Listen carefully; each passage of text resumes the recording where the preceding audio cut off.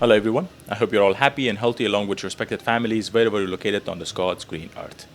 The United States has indicated their concern with respect to the long range missile program that are being developed by Pakistan, and they have also sanctioned a few entities that are involved in various aspects of development of these long range missile programs in Pakistan. And so basically, there is a question of whether Pakistan needs to have these long range missiles that is able to even reach the US homeland.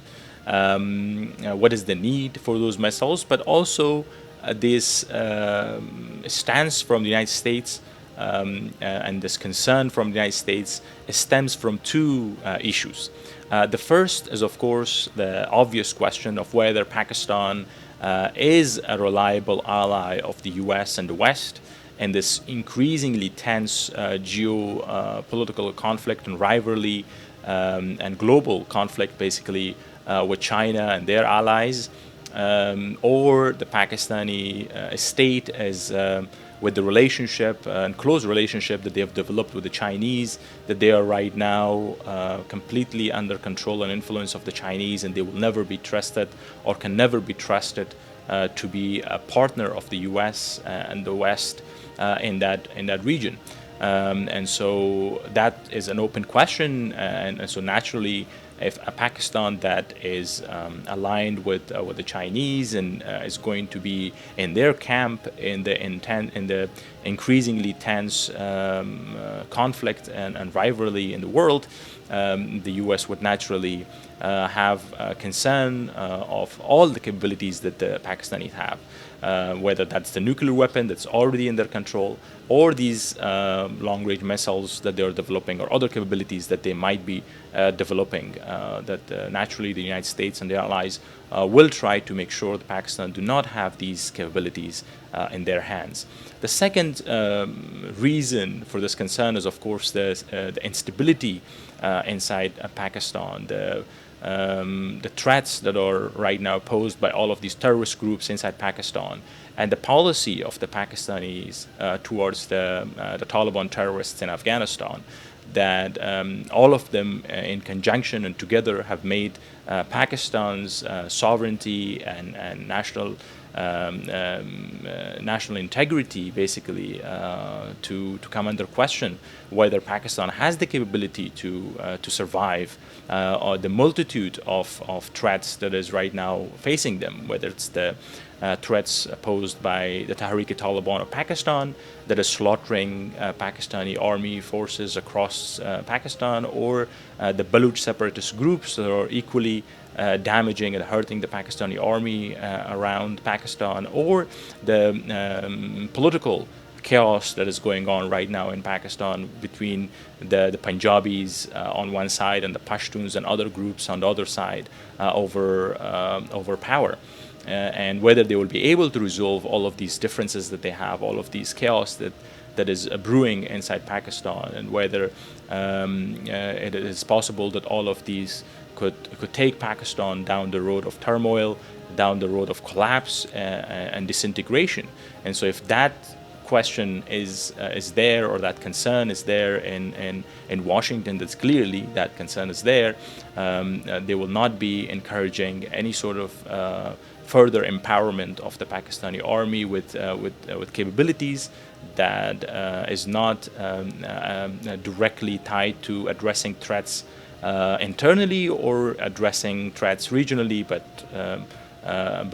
capabilities that have reach internationally, whether that is nuclear weapons or these missile programs.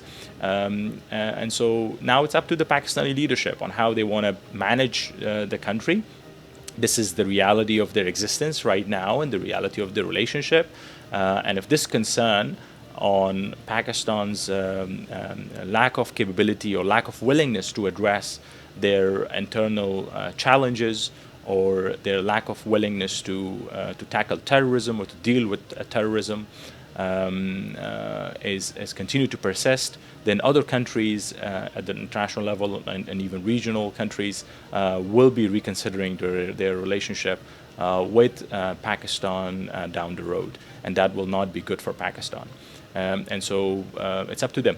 From the people of Afghanistan's perspective, if the Pakistani leadership decide to change their policy and approach, they need to start by changing their policy towards the Taliban terrorists in Afghanistan. That they need to acknowledge that all of the terrorist group, whether it's Tariq-e-Taliban Pakistan or the Taliban in Afghanistan, are one and the same, and they need to be treated the same.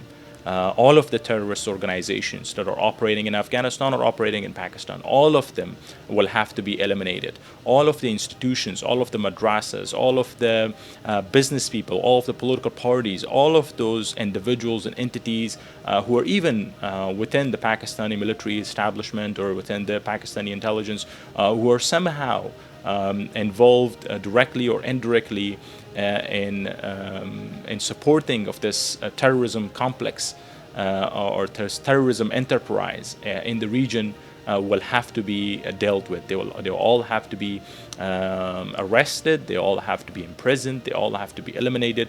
And all of these terrorist groups will have to be eliminated in order for Pakistan to ensure that their control over their sovereignty stays. And this is the only path that they will be able to gain the trust of the U.S.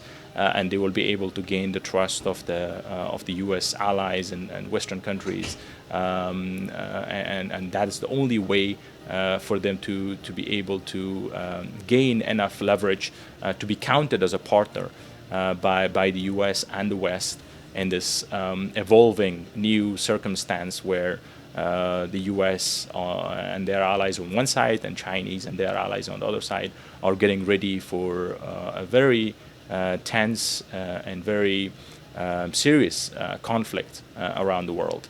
So we'll see what happens, and we are hoping that whatever situation that is going to develop in Pakistan, that it will serve the interest of Afghanistan. So with that hope, God bless you, God bless Afghanistan, and God bless our world.